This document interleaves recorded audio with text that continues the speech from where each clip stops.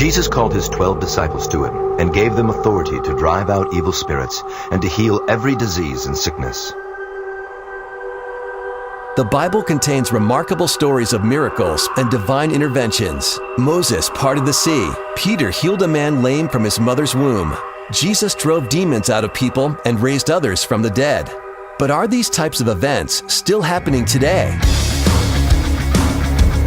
We too have a beam of divine light and guidance that God has put within the heart of every man. And it's one of the greatest proofs that there is a God. More amazing supernatural things are happening than we realize. This is Divine Intervention, the interview show that features intriguing people who've experienced the hand of God in amazing ways. Divine Intervention was created and produced with the purpose of encouraging believers, spiritual seekers, and skeptics alike that Jesus is alive and is still performing miracles and working in the world today. I believe in miracles.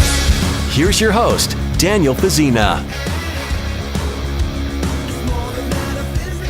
Hello, friend, and welcome to Divine Intervention Radio. I am your host, Daniel Fazina, and I am so excited to be with you today, humbled and privileged, thankful that you would take time out of your schedule to spend with me. And I really hope that this episode is going to encourage you in your faith in the Lord, especially if you have experienced a traumatic loss. Maybe you've lost a loved one or gone through a really difficult situation where it's caused you to kind of lose faith or question God. Like, why would he allow this to happen? Well, I think today's guest is going to really speak to that and encourage you to persevere and trust the Lord in the midst of all circumstances. Before we get to our special guest, I'd like to remind you that if you've missed any of the episodes of Divine Intervention, you can find them all on divineinterventionradio.com. You can also find them on YouTube, Divine Intervention Radio, and please like and subscribe to the channel. That will help grow the show and help me provide you with some amazing content every week. There is certainly no shortage of amazing stories of what God is doing in the world today. He's still doing miracles, and I'm just so encouraged to be able to bring these stories to your attention in the hopes that it will encourage you in your faith and lift you up, because you know, this world can be pretty dark at times. There's a lot of negativity, and it's tough to focus on the good things, you know, and that's what we want to do. We want to uplift the Lord and encourage his people to let them know that he's still alive and he's still working in the world today, still doing miracles. So, again, divineinterventionradio.com is the website, and you can also find us on Facebook, facebook.com/Divine Intervention Radio. You can also follow me on Twitter if you'd like to keep in touch and drop me a line. I'm Daniel Fazina1 on twitter.com. Daniel Fazina, the numeral 1 on twitter.com. Okay, well, without further ado, I'd like to tell you a little bit about today's guest. Actually, we're having two guests, Julie Kemp and her son Landon. Now, Julie Kemp is a North Carolina native and lives in Waxhaw. Her most rewarding job is being a wife and mom of two sons. She loves to travel to tropical beaches, spend time with family and friends, exercise, and shop. And due to the struggles and long grief journey, she finds peace in helping others as a grief facilitator.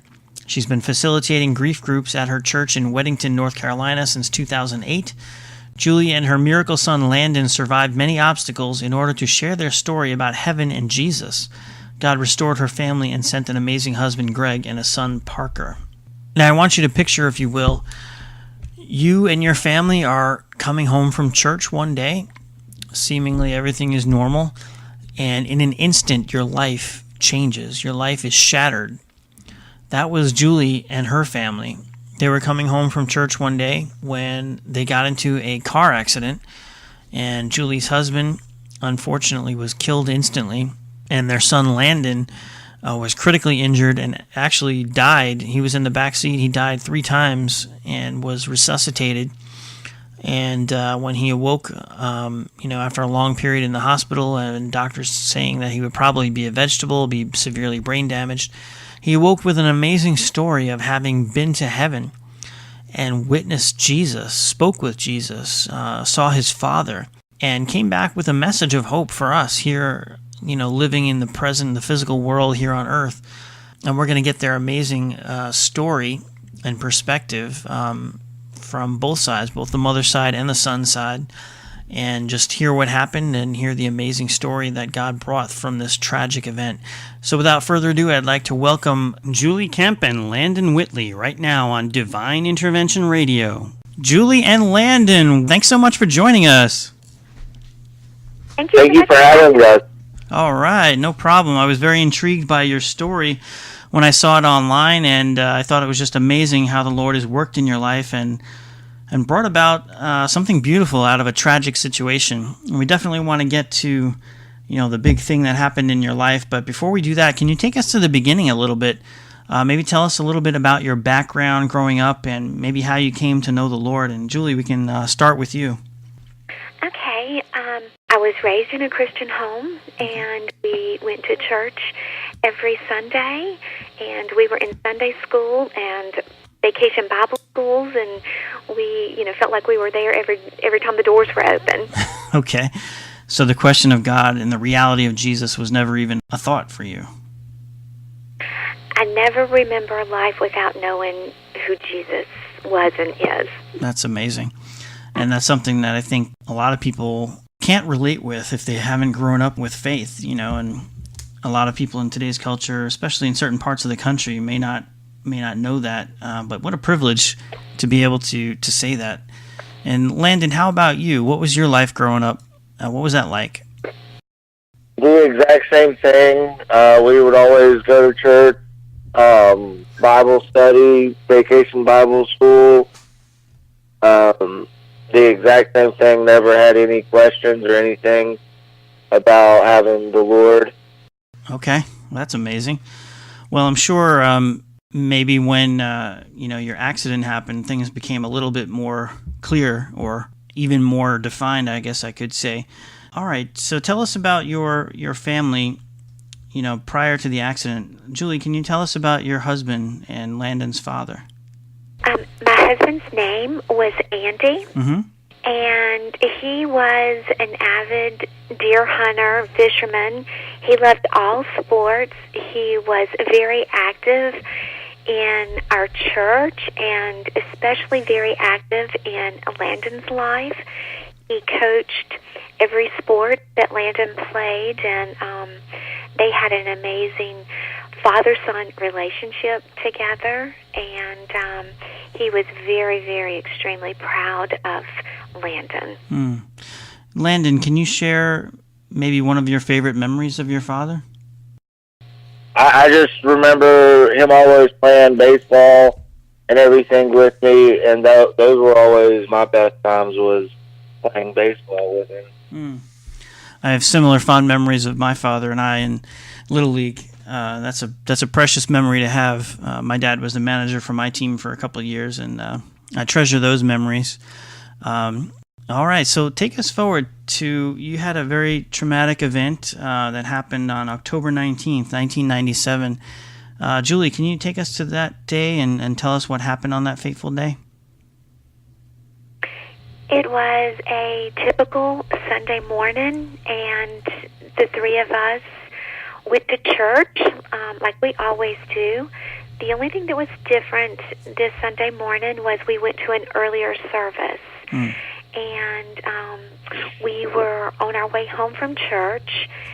Andy was driving. I was in the passenger seat, and Landon was in the back seat behind his dad.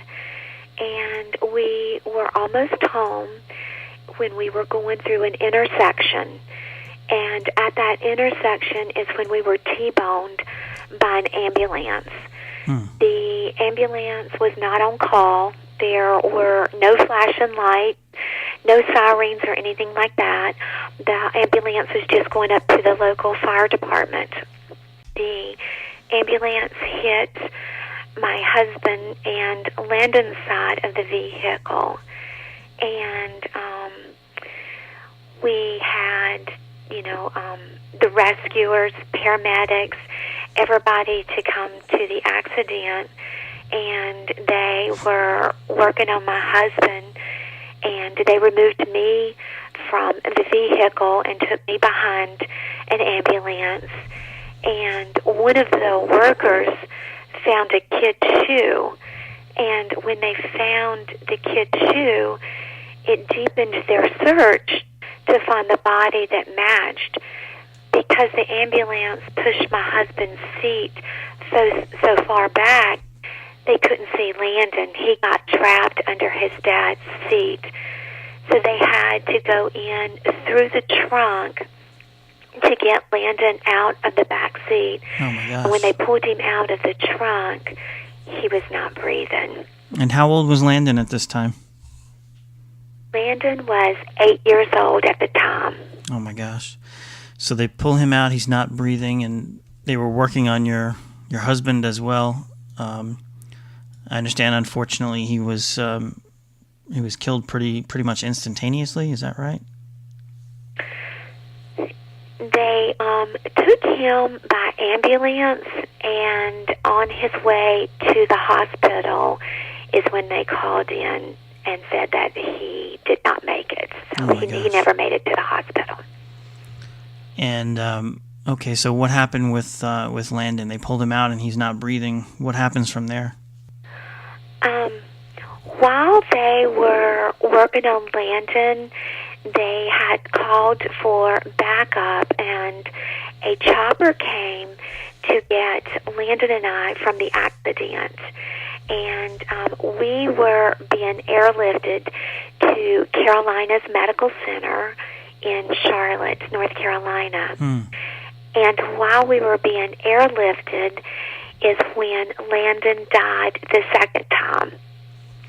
They were, they had all the equipment and everything, and they were able to bring him back really quickly the second time that he died.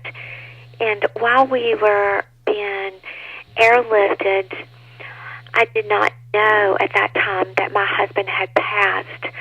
I was thinking because he went by ambulance that he would be okay. I was thinking because if he would have been hurt worse or more severe, that he would have been in the chopper with us. And so at that time, I'm thinking that Landon's dad is still alive. My gosh, I can't even imagine. So you're in the helicopter basically with your son heading to the hospital, and you have... Landon and I are in the chopper, and once we arrive at Carolinas Medical Center, they rush Landon to the neurotrauma intensive care unit, and they rush me to the emergency room. And once they get Landon back is when he dies the third time, and what they thought was the longest time, because they had a really, really hard time to bring him back. But they eventually did bring him back. Obviously, he's here with us today. But man, having died 3 times and then coming back, I can't even imagine what that's like. But Julie, what was going through your mind through all this? I mean, were you cognizant of what was going on? Were you in shock? Were you injured? What was your state? They rushed me. I had a concussion, collapsed lung, and a broken arm. They had to put a rod in my arm, and all of my ribs were crushed. So I was going through surgeries as well, and I did not know at the time the severity of Landon. And every time I woke up, I was in a panic to see him, and so they kept, putting me back under because I would wake up in such a panic. And so I was in my room after all of my surgeries, and my family had everyone leave except for them, and they were trying to tell me that my husband had passed. They wanted to tell me that that Andy had died, and they didn't know how to tell me because I couldn't understand what they were not trying to say. And so finally, my youngest brother, Jimmy, he just said, he's gone. And as soon as they said that, I don't know if I blacked out or what, but that was the last thing that I remembered about the conversation of hearing that my husband didn't live. And then I was just in a panic to see Landon because I didn't know, what kind of shape that he was in. And so they couldn't get me calmed down enough. So they finally agreed to let me go see him. And I couldn't walk because all of my ribs were crushed, and so they wheeled me up to see him.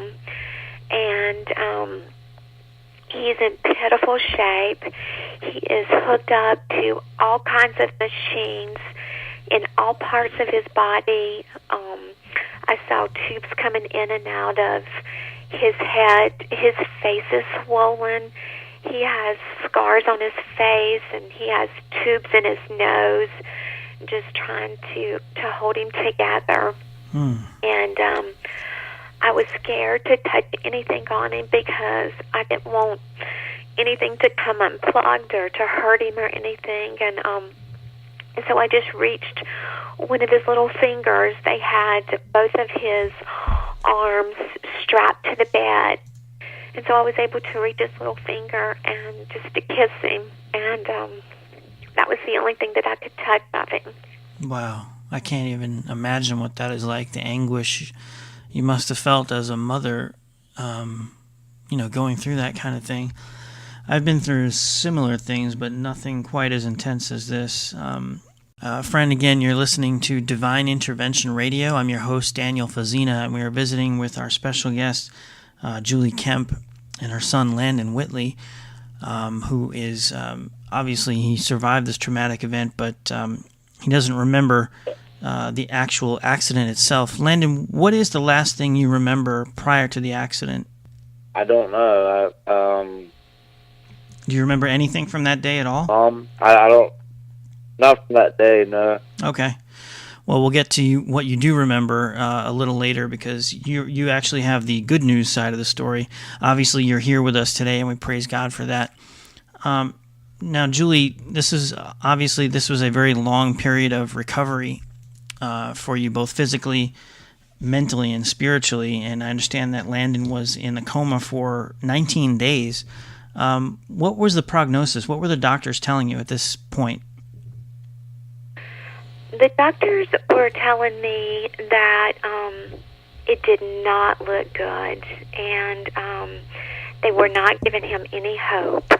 And the best case scenario was, if he did live, but that he would never walk or talk or eat again because of the damage that he had endured. And so I was not given any hope while he was in the coma. And there was some miscommunication among families, and so while Landon was in the coma, my husband's family planned the funeral.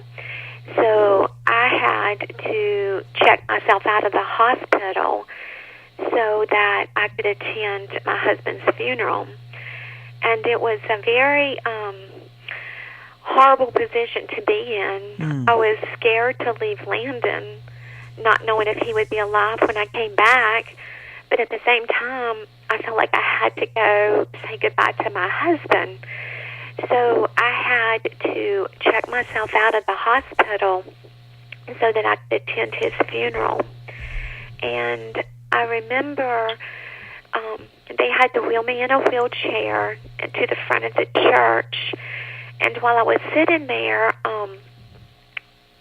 sort of listening to the pastor, but I was really busy fussing at God because I couldn't understand, where was God at and why he allowed this. I had just finished reading a book by Billy Graham all about angels, and I knew how God used angels in the Old Testament and how God used angels in the New Testament and how he uses them today, and I just didn't understand why we weren't worthy of one angel. And so I'm fussing at God, for allowing this to happen. And in my very, very next breath, I'm praying to God as hard as I've ever prayed in my life that Landon would live, because I was scared that he was not going to live, and I honestly did not think that I would be able to survive losing both Andy and Landon. I can't even imagine. I'm getting choked up just thinking about your situation, and you have to, you lived it, you went through it, and my gosh, I'm thinking about what would I have thought, or how would I have prayed? Would I have been able to pray in that situation? So many times I think we, when we go through traumas, we can be knocked off of our faith foundation, and many times people don't recover from it. They turn away from God instead of turning towards God, or they lose faith that He's even there or that He cares about them. Right. You had questions, obviously, and how did you come to the realization, or how were you reminded that God was actually there and that He had a plan for you? Did He speak to you? Did He answer prayers? How did you feel the presence of God, or did you? What was going through your mind at this point? At that time, I didn't even feel connected to myself. I did not hear from God. I felt like I was just functioning. I was numb. I was in shock. I was heavily medicated. It was like an out-of-body experience. I knew what was happening. I knew everybody, but it was more than I could comprehend and believe that this was actually happening. It was like I was in a nightmare that I couldn't wake up from. Yeah. Wow. Strangely, I can relate to that. Having been through a trauma myself, and it's I'm still going through it, still questioning why, and it was just a few months ago. Well, 6, 7, 8 months ago, my wife's mother was murdered, tragically, just a couple of blocks from her home where we were at the time, and it was very unexpected. It was a stranger.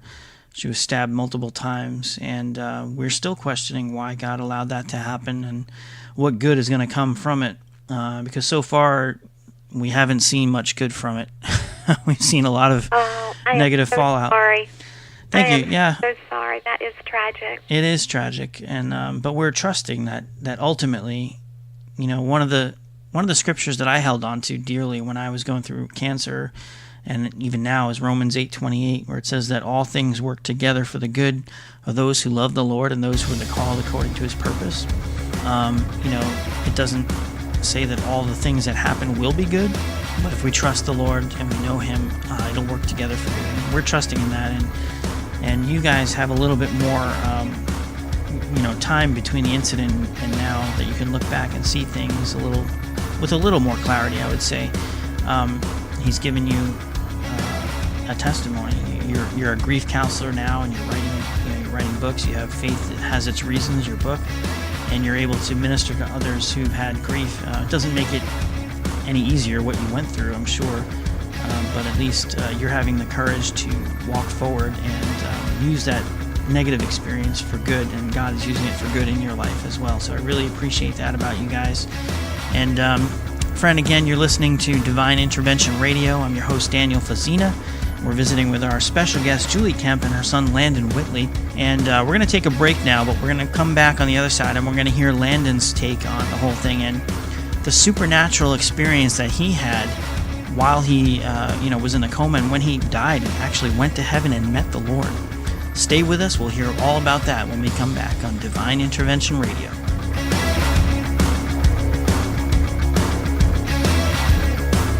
You're listening to Divine Intervention with Daniel Fazina, and we'll return in just a moment. I believe in miracles. Hey, this is Daniel Fazina of Divine Intervention Radio. The Bible contains some incredible stories of miracles and divine interventions. Jesus calmed a raging storm, healed paralytics, and even raised the dead. But are these types of events still happening today? The answer to this question, as you will see from reading my book, Divine Intervention, 50 True Stories of God's Miracles Today, is an emphatic yes. Contained within the book is a collection of amazing true stories that attest to this fact. You will read the astonishing first-hand accounts of people who have been healed of paralysis, terminal cancer, and tumors through prayer. You will see the love of God powerfully transform the life of an Islamic terrorist. You will witness the liberation of the demon-possessed, the resurrection of the dead, and much more. Prepare to be awed and inspired as you experience Divine Intervention. More information about Divine Intervention, 50 True Stories of God's Miracles Today, can be found at www.divineinterventionradio.com or by calling 800-247-4784. That's 1-800-247-4784. Hi, I'm Kevin McCullough. You may know me from Fox News or Talk Radio. Have you ever wondered or pondered the idea of working for yourself or owning your own business? Using your skills to build a vision or a passion for your own life? Think about it. No boss, no politics, no compromise, no commute, no employees, no discrimination, and no educational requirements. Just building something positive that impacts people's lives. Well, you can get started owning your own energy company for less than $500. Would you like to know how? It's through a great company called Ambit. You can find out more when you go to freepowernow.com. That's freepowernow.com. Or if you're really interested in getting started, call my good friend Daniel Fazina, an independent energy consultant with Ambit. He's ready to help you get started on a brand new career. 205-55-AMBIT. That's 205-55-AMBIT or freepowernow.com. Divine Intervention welcomes the support of Latirzo Associates, Certified Public Accountants. Latirzo Associates, Certified Public Accountants is a family-owned and operated Christian business serving their clients with quality accounting services for over 40 years, offering full-service accounting for any type of business, large or small, in any state of the union. Latirzo Associates, Certified Public Accountants, 12 Oak Street, number 5, West Hampton Beach, New York, 11978. Phone 631-288-3334. That's 631-288-3334. Shalom Aleichem. This is Jonathan Kahn, Messianic rabbi and pastor, and the author of the bestseller The Harbinger, and you're listening to one of the most fascinating programs, Divine Intervention, with my friend Daniel Fazina.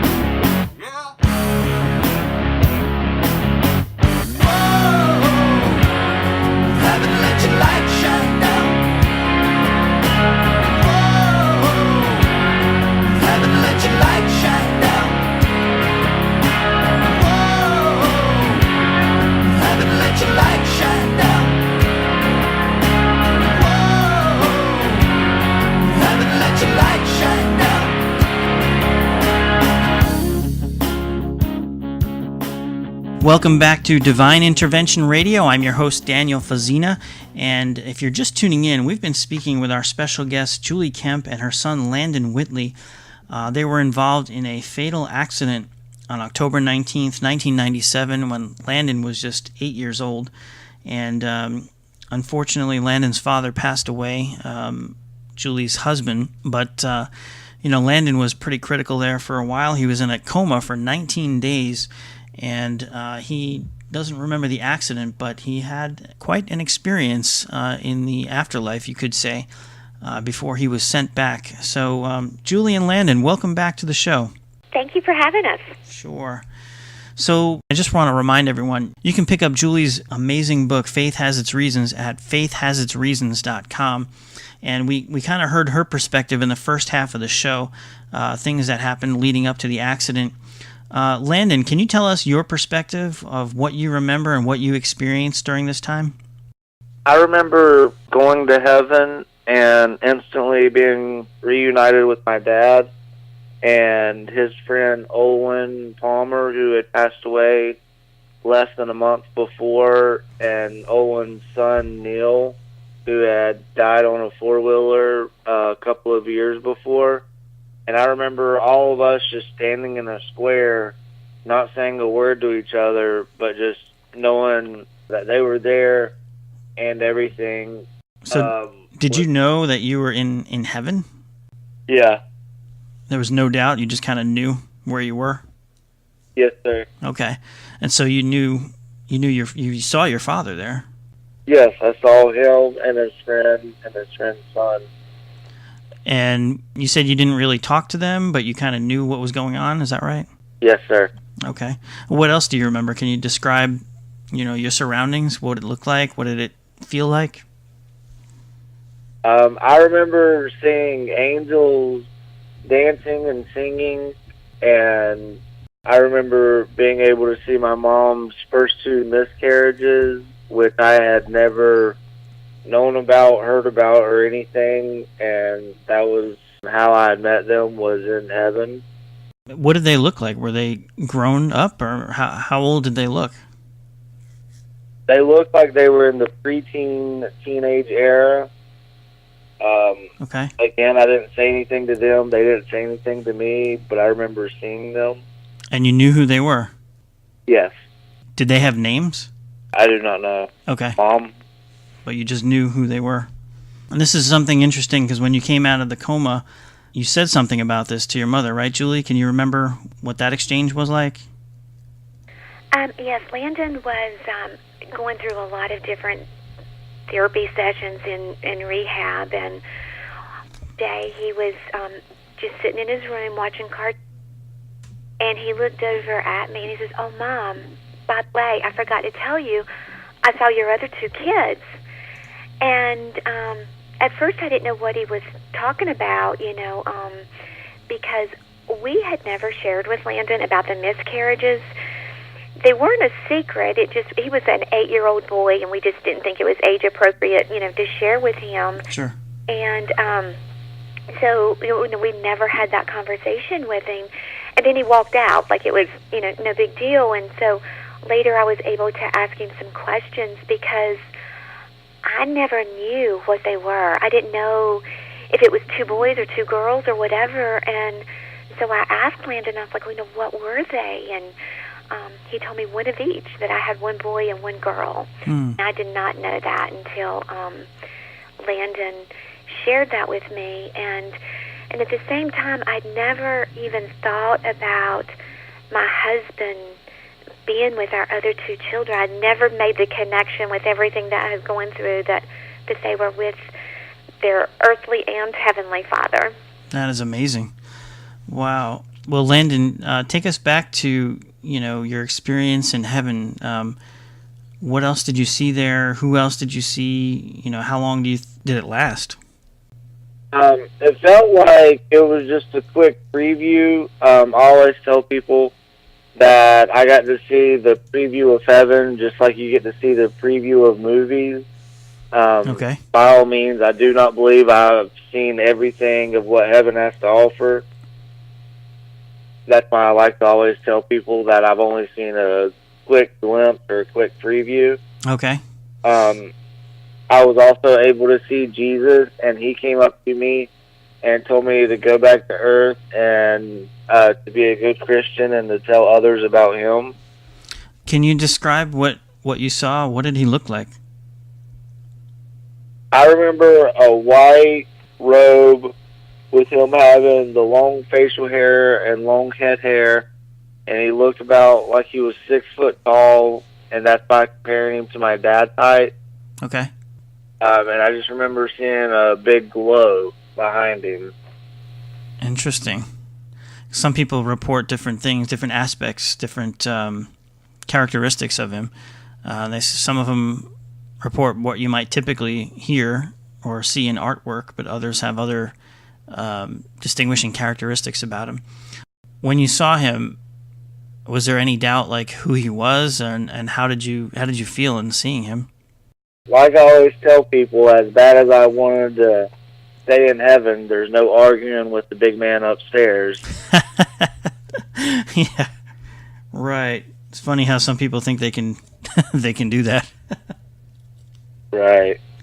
Well, what was the feeling you got like being in his presence?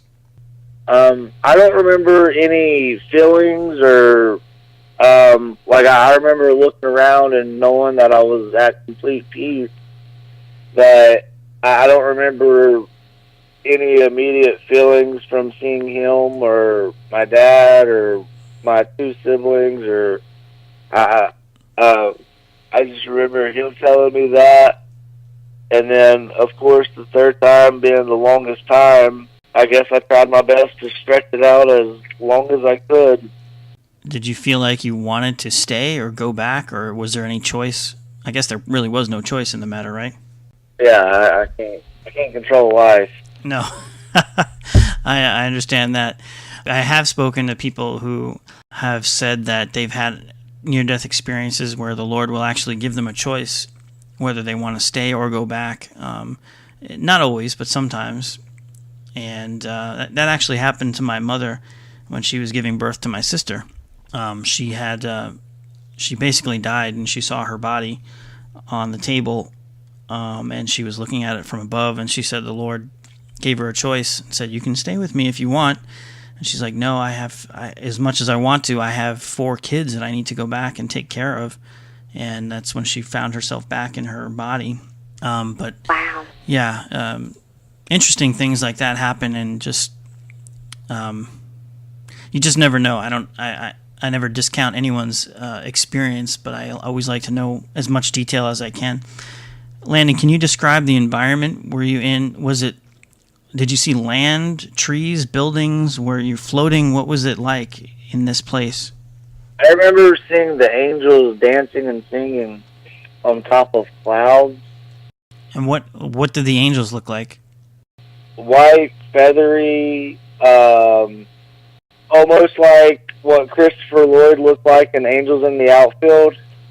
Okay, I do remember that one. It's been a while, but I do remember that one.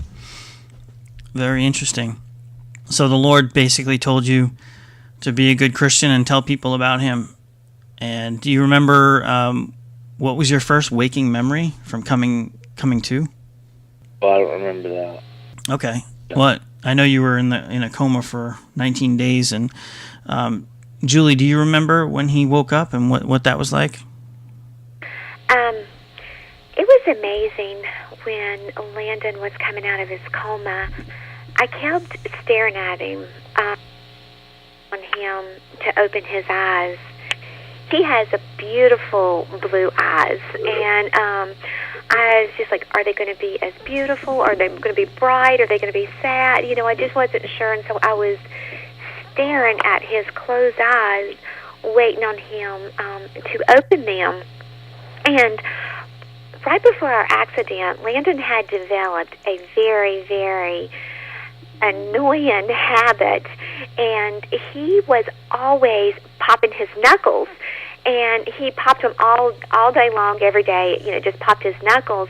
And while he was in a coma, he would move and twitch, and I would get excited thinking that he was coming out of the coma, but they told me no, that it was just his body reacting, and that he wasn't coming out of the coma. There were no signs or anything. But one day I was standing by his bed, looking at his eyes, waiting to see those beautiful blue eyes, when he popped his knuckles. And so that was the very first thing he did to let us know that he was coming out of the coma. And so what was his most annoying habit ever was the very first sign that, annoying turned to amazing. And so I called the nurse in there, and I told him that, he had just popped his knuckles. And so they knew that wasn't, his body reacting, and that was him coming out. And so that was the very first thing he did to let me know he was coming out of the coma. Wow. And when he finally did open his eyes, do you remember what he said or what happened there? He did speak the first few times that he opened his eyes. He would just open them and look around and then go back to sleep. He was on a lot of medicine. he had surgery during that time, and they had to open his skull up from ear to ear. They had to open it up, and they had to rebuild his nose. They took the back part of his skull to rebuild his nose, and they had to put 23 metal plates across his forehead. And so he had gone through a very, very tough surgery while he was in his coma, and so he wasn't sure what was happening, and he was still hooked up to all the machines and everything. But as soon as he was coherent and everything was coming off, he struggled with being frustrated. He was frustrated in his body because his body wasn't doing everything that it was used to doing. Right. And he was also very frustrated because he wanted to stay in heaven. And he was mad at me because I kept telling him, I prayed for you, and he's like, I wished you hadn't have, because he was struggling to get his body to cooperate, and he wanted to be back in heaven with his dad and with Jesus. Wow, that's amazing. I can so relate to that in a way because a few years ago we lost my 14-year-old cousin who died in a tragic accident. He was in a coma for like 5 or 6 days, and we had a lot of people praying for him, and unfortunately he didn't wake up. But we got some confirmation through dreams and other people saying that, you know what, he probably was in the presence of the Lord from the very first day of the accident, and maybe the Lord gave him a choice and said, hey, do you want to go back or do you want to stay here? And if we were him, we probably would have decided to stay as well. And I think that brought the family a measure of comfort, just knowing that he knew the Lord and he was in his presence.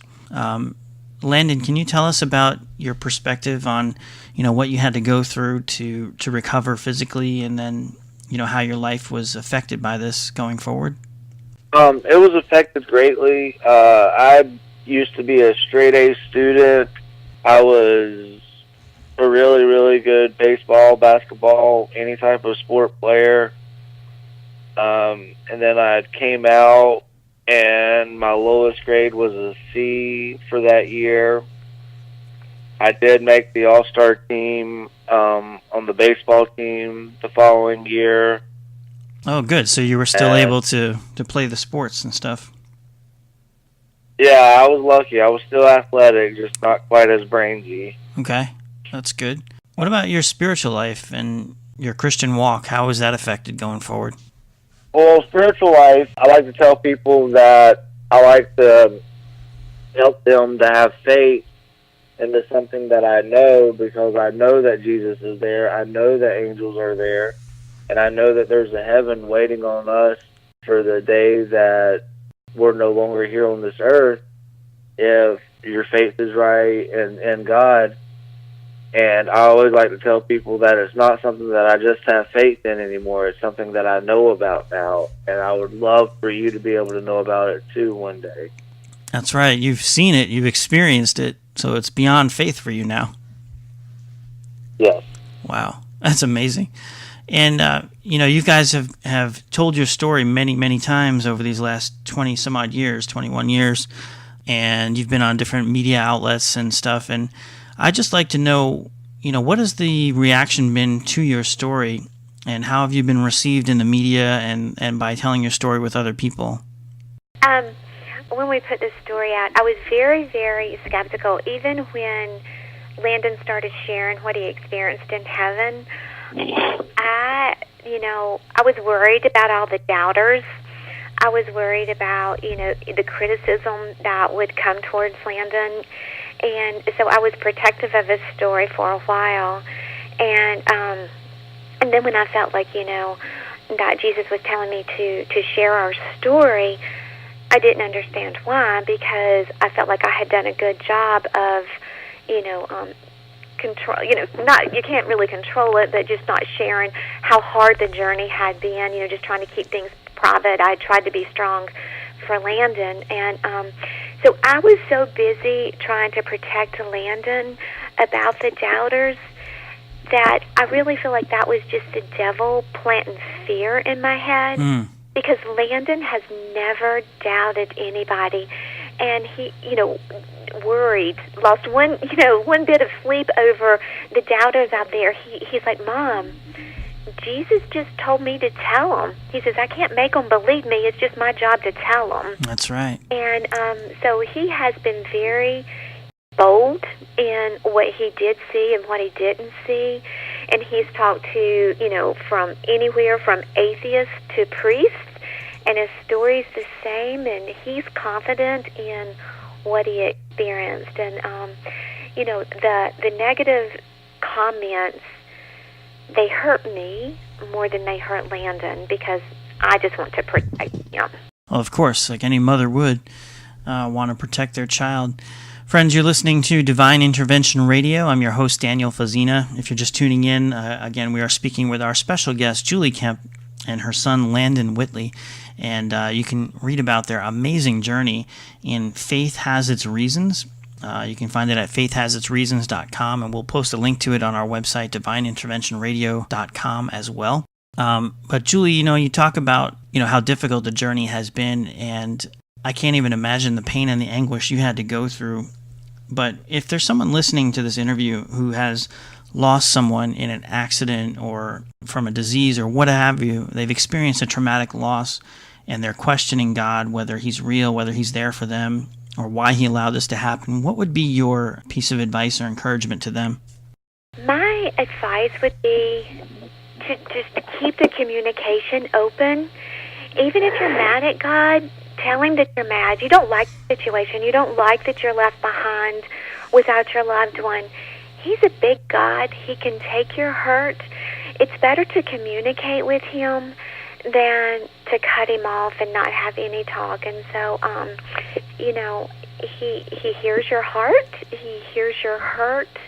And, even though I didn't have the strength to pray a lot of prayers myself because I was mad at him, I found a strong group in my inner circle of friends that were strong enough, and they prayed me through it. So if you don't have the strength right now, find those friends that are your prayer warriors and let them be your voice. That's awesome.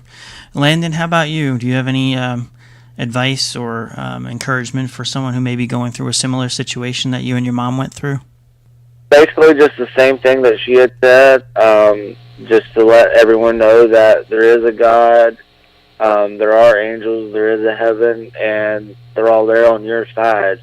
All you have to do is accept them and believe, and you'll know that you'll always have an everlasting friend. Amen. I love that. That is wonderful advice, and I hope, friend, if you're listening to this and you're struggling with doubt or you've experienced a traumatic loss, please know that the Lord says He will never leave you nor forsake you. If you put your trust in Him, the journey may be difficult. It was difficult for Jesus. Jesus, He suffered betrayal. He suffered physically. He suffered spiritually, being separated from His Father. He suffered in every way. He was tempted in every way that we are, and He related with us. And He went through all that for us. He didn't leave us to suffer here alone, but He related with us and suffered and died for you. He knows what you're going through, so please put your trust in Him. He promised to never leave you nor forsake you. Julie and Landon, just in the last couple minutes we have here, can you talk about the journey that God has led you on to be a grief facilitator, grief counselor to those who are suffering that loss, and what that process was like for you? And it's kind of like one of the highlights, I would say, one of the good things that came about from your unfortunate event. Yes, I have been a grief share facilitator now for 10 years. And it is a ministry that I would have never have chosen. But it is one that I have a passion about, because I understand when we have people come to Grief Share that they are in their darkest times of their lives, and they're questioning God, and they're living in their nightmare, and sometimes there are no words to take away their hurt, but just a hug, from somebody who, has been on the grief journey, and I understand what their tears say when they can't form the words, and so it's really, really a blessing and an encouragement to me when I see these people come in at their lowest with just tears running down their face, and a year later, 2 years later, they find joy again, and they're happy, and some of them remarry, and God does turn mourning into joy, and it's just such a blessing to get to hold their hand and watch that happen in their lives. That is amazing. I'm so glad, and I understand that you are remarried now, and you kind of rebuilt your family, and that's a wonderful thing. Landon, just real quick, I know you knew that your father was in heaven. Did you ever struggle with God about, why he took your father to heaven, when you were so young? I don't think I struggled as much as to why God took him as much as why God didn't allow me to stay. I see. Okay.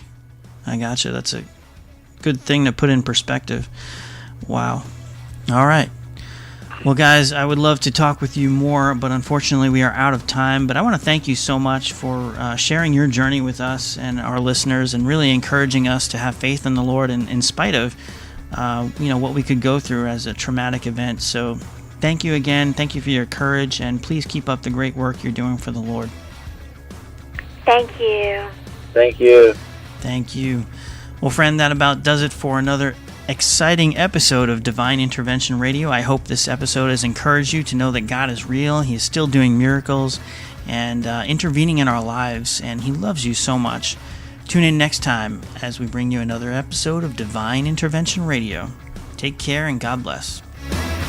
You've been listening to Divine Intervention with your host, Daniel Fazina. You can email Daniel at divineintervention@mail.com. That's divineintervention@mail.com. All programs of Divine Intervention are available online at divineinterventionradio.com. That's divineinterventionradio.com. Join us next time here on Divine Intervention. I believe in miracles. Hi, Kevin McCullough of Fox News and Talk Radio. Let me ask you a question. Do you like the word free? Like free energy? Yeah, free electricity, free natural gas. Would that help your family budget on a month-to-month basis to get your energy bills eliminated from your month-to-month costs? Do you even know that it's possible to get free energy? Well, it completely is. My good friend Daniel Fazina is an independent energy consultant for a company called Ambit Energy, and he has put together a powerful presentation as to how you can get free energy and how to do it quickly. If you'd like more information, go to freepowernow.com. That's freepowernow.com. Or if you're ready to get free energy as fast as possible, get your energy bill and dial 205-55-AMBIT. That's 205-55-AMBIT. Hey, this is Daniel Fazina of Divine Intervention Radio. The Bible contains some incredible stories of miracles and divine interventions. Jesus calmed a raging storm, healed paralytics, and even raised the dead. But are these types of events still happening today? The answer to this question, as you will see from reading my book, Divine Intervention, 50 True Stories of God's Miracles Today, is an emphatic yes. Contained within the book is a collection of amazing true stories that attest to this fact. You will read the astonishing first-hand accounts of people who have been healed of paralysis, terminal cancer, and tumors through prayer. You will see the love of God powerfully transform the life of an Islamic terrorist. You will witness the liberation of the demon-possessed, the resurrection of the dead, and much more. Prepare to be awed and inspired as you experience divine intervention. More information about Divine Intervention, 50 True Stories of God's Miracles Today can be found at www.divineinterventionradio.com or by calling 800-247-4784. That's 1-800-247-4784.